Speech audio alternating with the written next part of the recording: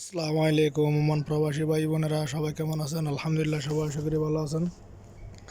ওমানের মধ্যে যে যেখানে থাকেন না কেন অবশ্যই সাবধান থাকার চেষ্টা করবেন। ওমানের মধ্যে এখন অভিযান চলতেছে।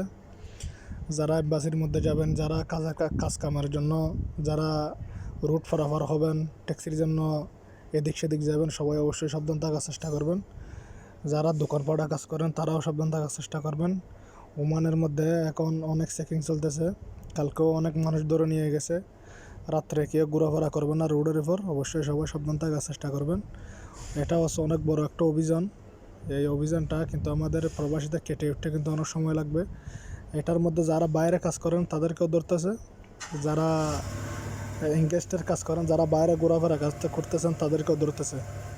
তো সবাই অবশ্যই এগুলো থেকে দূরে থাকার চেষ্টা করবেন।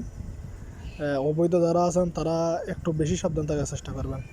আর যে কোনো জায়গায় যান না কেন পতাকা নিয়ে যাওয়ার চেষ্টা করবেন। সবাইকে ধন্যবাদ এবং আসসালামু আলাইকুম।